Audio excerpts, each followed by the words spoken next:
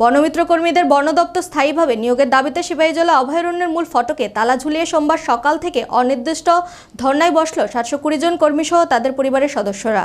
তবে দেখা নেই বন দপ্তরের কোনো আধিকারিকদের। বিপাকে পড়েছেন পর্যটকরা। তীব্র উত্তেজনা গোটা সিপাহীজলা মূল ফটকের সামনে। খবর পেয়ে ছুটে যায় বিশালগড় থানা পুলিশ প্রশাসন। জানা যায় 2021 সালে আগস্ট মাসে বন দপ্তরের উদ্যোগে কন্ট্রাকচুয়াল বনমিত্র প্রকল্পে সারা রাজ্য থেকে 720 কর্মী নিয়োগ করা হয়। তখন কর্মীদের বেতন ছিল যথাক্রমে 3000 টাকা। সেই কন্ট্রাকচুয়াল চাকরিতে টার্মস অ্যান্ড কন্ডিশনে উল্লেখ ছিল তাদের বেতন 3000 টাকা হবে এবং এই সময় সাপেক্ষ তাদের কিছু একটা বেতন বৃদ্ধি পাবে। বর্তমানে তাদের বেতন 4820 টাকা হয়েছে। কিন্তু বনমিত্র কর্মীদের বর্তমান দাবি তাদেরকে বন দপ্তরে স্থায়ীভাবে নিয়োগ করতে হবে। কিন্তু রাজ্য বন দপ্তরের উদ্যোগে পূর্বেই যখন তাদেরকে এই চাকুরি প্রদান করা হয় তাতে স্পষ্ট তা উল্লেখ ছিল সেটা কখনোই অন্য প্রকল্পে নেওয়া যাবে না, এমনকি স্থায়ীভাবেও নিয়োগ করা যাবে না। তথাপিও বনমিত্র কর্মী সহ তাদের পরিবার সোমবার সকাল থেকে সিপাহীজলা অভয়ারণ্যের মূল ফটকে তালা ঝুলিয়ে অনির্দিষ্টকালের জন্য ধর্নায় বসে।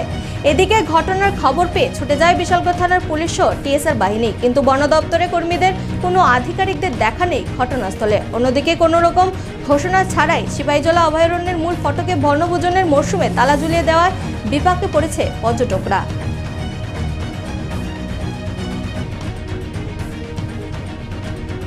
বনমিত্র আমাদের 2021 সালে আমাদের নিয়োগ করা হয়েছিল, কিন্তু তখন থেকে আমাদের বেতন দেওয়া হতো। বেতন বলতে একটা এমনি দেওয়া হতো, এটা 3000 টাকার মতো দেওয়া হতো।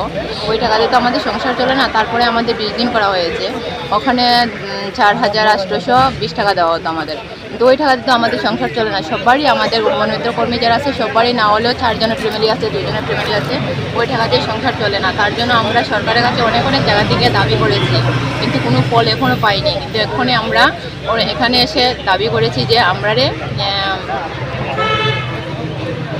স্থায়ীভাবে কর্মীতে নিয়োগ করতে হবে। এই সরকারের কাছে দাবিগুলো যে পেশ করলেন, সরকারের কাছে কি কি মানে দাবি নিয়ে পেশ করলেন? আমরা স্থায়ীভাবে এখানে সরকার আমাদের নিয়োগ করার জন্য আমরা দাবি চাইছি। এই দাবি কতদিন ধরে চলবে?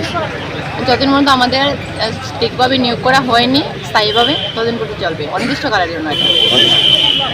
আজকে কটার সময় এখানে ধর্না বসানো হলো? এখানে প্রায় 5:30। 5:30 দিকে ধর্না বসে। আপনার নাম? আমার নাম প্রভাতী দাস চৌধুরী। আপনি কি বন দপ্তরের কি লোক? বনমিত্র কর্মী।